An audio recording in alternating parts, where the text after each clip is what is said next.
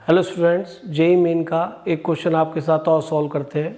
देखिए, ये question JEE main में सितंबर 6, 2020 फर्स्ट शिफ्ट का क्वेश्चन है और ये भी बेटा क्रैमर रूल पे बेस्ड क्वेश्चन है और इस टाइप के क्वेश्चन मैं कहता रहा हूँ आते रहे एग्जाम में। इसको पहले रीड कर लेते हैं। The value of lambda and mu for which the system of linear equation has infinitely many solutions are respectively this and this. ये आपको चारों में से एक सॉल्यूशन आना है। तो अब इसका सॉल्यूशन हम ट्राई करने से पहले ये फिर से याद कर लें कि ये तीनों इक्वेशन किसको रिप्रेजेंट करती है बेटा? प्लेन की इक्वेशन को रिप्रेजेंट करती हैं। तो इसके अंदर हम जानते हैं इनफाइनाइटली मैनी सॉल्यूशन कब मिलते हैं बेटा? जब delta X, delta Y, delta Z की वैल्यू क्या मिले बेटा? 0। तो इसमें दो ही केस बनते हैं, याद रखना कि इसमें नो सॉल्यूशन भी आता है और इसमें इनफाइनाइटली मैनी सॉल्यूशन भी आता है बेटा। दो टाइप के सॉल्यूशन आते हैं, तो हमें केयरफुल रहना है कहीं हम गलती ना कर जाएं। लेकिन इसने हमें केसेस तब पूछे जब इनफाइनाइटली मैनी सॉल्यूशन है, तब म्यू और लैम्डा क्या मिलने वाले। तो ठीक है, ये चारों वैल्यूज तो 0 होनी ही चाहिए। तो हम डेल्टा सबसे पहले 0 पुट करते हैं, देखते हैं हमारी लैम्डा में से कौन सी वैल्यू हमको मिलने वाली है। तो इसमें एक्स वाई जेड कोएफिशिएंट का डिटरमिनेंट बना लेते हैं बेटा, 1 2 3 लैम्डा।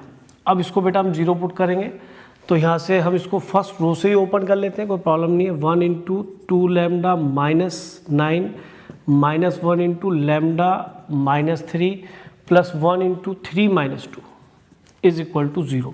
तो ये आ गया बेटा 2 लैम्डा -9 माइनस लैम्डा +3 + 1 = 0। कितने लैम्डा हो गया बेटा? लैम्डा ये 1 आ गया, ये -6 -5 = 0, लैम्डा = 5। तो लैम्डा की वैल्यू 5 देखिए इन दो ऑप्शन में तो है, यानी यहाँ तक तो डेल्टा 0 होना ही है। अब एक काम करते हैं, डेल्टा एक्स भी देख लेते हैं। तो डेल्टा एक्स क्या होता है बेटा? जो एक्स वाले कोफिशिएंट्स होते हैं इनको हम रिप्लेस कर देते हैं इक्वल टू वाले जो कांस्टेंट होते हैं 2, 5 एंड म्यू से। तो 2, 5 एंड म्यू। अब यहाँ पे वाई और जेड वाले सेम रहे कोफिशिएंट, तो 1 2 3।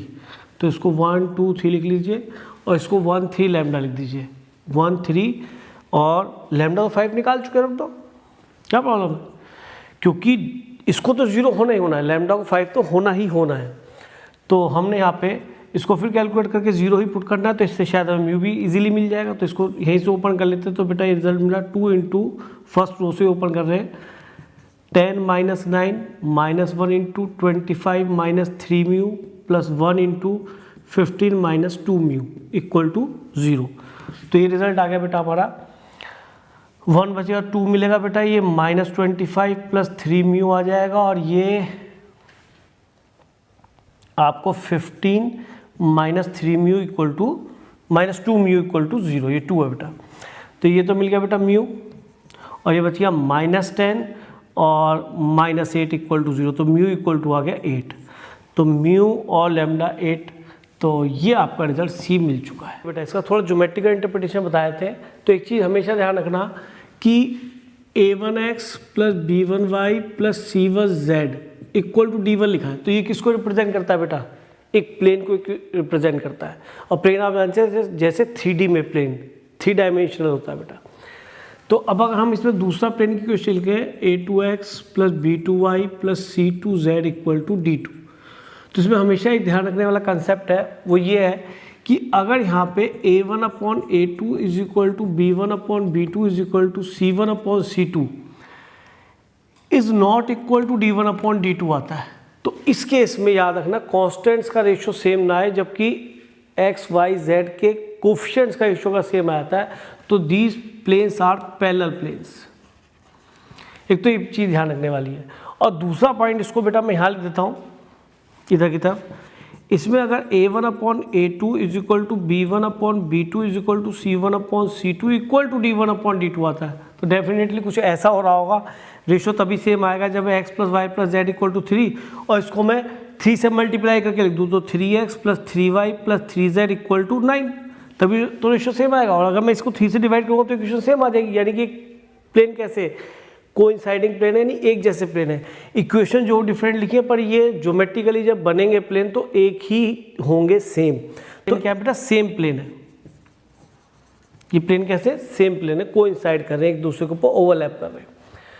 तो यहाँ पर हमें ये समझ लेना चाहिए कि अगर केस 1 और केस 2 से अलग कोई भी सिचुएशन हो जाए तो प्लेन्स कैसे होंगे, इंटरसेक्टिंग होंगे। क्योंकि देखो दो प्लेन या कैसे हो सकते हैं, दो प्लेन या तो ऐसे पैरेलल बन सकते हैं, और अगर वो पैरेलल है इस तरीके से देखें तो अगर मैं इसको थोड़ा भी टिल्ट करा तो आगे जाके जरूर मीट करेंगे, क्योंकि प्लेन की लेंथ ब्रेथ तो इन्फिनिटी तक चलती है, तो ये इन्फिनिटी मीट जरूर करेंगे कहीं ना कहीं आगे जाके।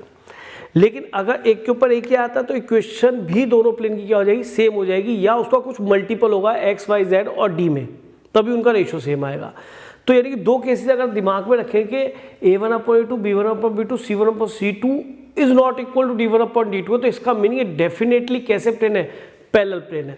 और ये कैसे प्लेन है, कोइंसाइडिंग प्लेन है, यानी कि सेम प्लेन है, आइडेंटिकल प्लेन है। इनकी इक्वेशन में इतना हो गया कि इसको 2 या 3 से मल्टीप्लाई करके एक नई इक्वेशन जो जनरेट कर दी है आपको दिखाने के लिए, बट एक्चुअल में वो दोनों ही प्लेन की इक्वेशन एक ही प्लेन को रिप्रेजेंट कर रही है।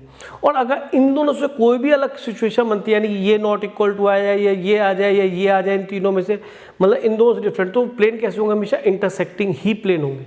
तो मैं इस क्वेश्चन को ऐसे रिप्रेजेंट करना चाह रहा था, तो मैं इस क्वेश्चन को कैसे सिंप्लीफाई करना चाह रहा था उसको देखो एक बार।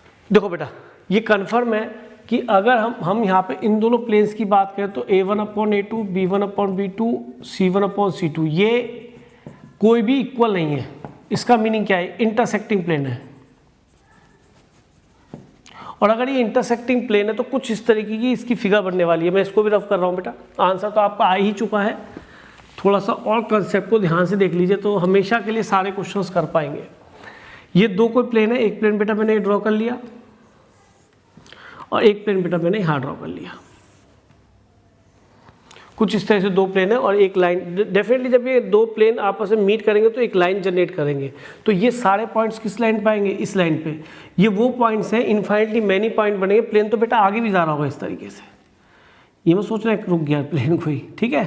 तो इस तरह से प्लेन तो आगे जा ही रहा है, आगे प्लेन निकल रहा है, लेकिन हमें क्या समझना है इसके अंदर कि सर ये जो प्लेन आगे इंटरसेक्ट, ये भी आगे जा रहा है, ये भी आगे जा रहा है प्लेन, हमें तो एक लाइन ऑफ इंटरसेक्शन देखनी है जहाँ पे आपको क्या मिल रहा है, इन्फाइनिटली मैनी पॉइंट ऑफ इंटरसेक्शन मिल रहे हैं, जो कि क्या किसको जनरेट कर रहे हैं, एक लाइन को। तो ये जो लाइन बनी हुई है ये पॉइंट ऑफ इंटरसेक्शन से बनी हुई है, वो सारे पॉइंट कॉमन पॉइंट है दोनों प्लेन पे। अगर इस कोऑर्डिनेट को मैं कुछ x1 y1 z1 कहता हूँ तो ये ऐसा पॉइंट है, चलो x1 y1 z1 लिखते हैं, 2 3 4 लिख लेते हैं, तो ये पॉइंट ऐसा पॉइंट है जो इस प्लेन पे भी होगा, इस प्लेन पे भी होगा। तो ऐसे कितने पॉइंट होंगे, इनफाइनाइटली मैनी पॉइंट होंगे। अब इसने कहा है कि ये दोनों प्लेन अगर इंटरसेक्टिंग है तो तीसरा प्लेन भी तो यहीं से पास होना चाहिए, इसी लाइन से, तभी तो लगेगा कि इनफाइनाइटली मैनी सॉल्यूशन है। ये बात समझ में आती है, दोबारा बात सुनो। अगर हम इन दोनों प्लेन का एक लाइन ऑफ इंटरसेक्शन मानते हैं और आप ये कहते हैं कि तीसरा प्लेन जो बनेगा वो इसी लाइन से पास होगा, तभी तो इनफाइनिटी मैनी सॉल्यूशन बनेंगे, तो आप बिल्कुल ठीक कहते हो बेटा। अगर मैं यहाँ पे एक तीसरा प्लेन ड्रॉ करना चाहूँ तो देखिए मैं यहाँ पे तीसरा प्लेन ड्रॉ कर रहा हूँ इस तरीके से कुछ, ये भी इसी लाइन ऑफ इंटरसेक्शन से आपको पास हो जाएगा, ठीक है बेटा। तो आपको इनफाइनिटली मैनी सॉल्यूशन मिल जाएंगे। तो ये प्लेन को इस लाइन से पास होना जरूरी है। तो दूसरे शब्दों में आप ये भी कह सकते हैं कि सर मैं ये दो पॉइंट अगर निकाल लूँ जो कि इन दोनों प्लेन को सॉल्व करने से मिलेंगे, तो वो दोनों पॉइंट भी तो इस प्लेन पे लाई करने चाहिए जो ब्लू कलर का प्लेन है। तो मैंने यही किया, शुरू की दो इक्वेशन सॉल्व करा। जब मैं इन प्लेन्स को सॉल्व कर रहा हूँ तो मैंने यहाँ बेटा z को 0 ले लिया इन दोनों इक्वेशंस के लिए। जब z को मैंने बेटा यहाँ पे 0 पुट किया तो इक्वेशन बनी x + y = 2 and x + 2y = 5। Subtract किया बेटा, ये हो गया -y = -3, y की वैल्यू बेटा 3 आ गई, y को 3 यहाँ पर रख देते हैं तो x की वैल्यू आ गई -1। तो कोऑर्डिनेट क्या मिल गया, एक जो कॉमन इन दोनों प्लेन पे कोऑर्डिनेट है वो क्या है बेटा, x तो कितना है बेटा हमारा -1, y कितना है 3 और z कितना है 0। एक पॉइंट ऑफ केस 2 में निकाल लेते हैं कि सर इस बार हम y को 0 ले लेते हैं। देखो ये मैं सोचा कि x और y को आप 0 के लिए, z और y को आप चाहे √3 ले लें, लेकिन क्वेश्चन सॉल्व करना थोड़ा सा टफ हो जाएगा, और कोई वजह नहीं है। कोई भी रियल नंबर लें तो यहाँ पे आपका y को मैंने 0 रखा तो x + z = 2 आ गया एंड x + 3z = 5 आ गया। सब्ट्रैक्ट कर दो बेटा तो ये आ गया -2z = -3, यानी कि z = आ गया बेटा 3/2 और z को 3/2 इसी में रख देते हैं बेटा, x + z = 2 और z को मैंने रखा बेटा 3/2, तो हमारे x की वैल्यू आ गई बेटा 1/2। तो एक कोऑर्डिनेट और मिल गया आपको, क्या बेटा, x 1/2, y हमने 0 लिया था ये रहा, और z हमने क्या लिया था बेटा, z 3/2 आया था, हमारा लिया नहीं था। तो ये दो कोऑर्डिनेट आ गए। अब ये अगर प्लेन ब्लू वाला प्लेन भी इसी line of intersection two plane से पास करता है तो ये दोनों पॉइंट्स को सेटिस्फाई करने चाहिए।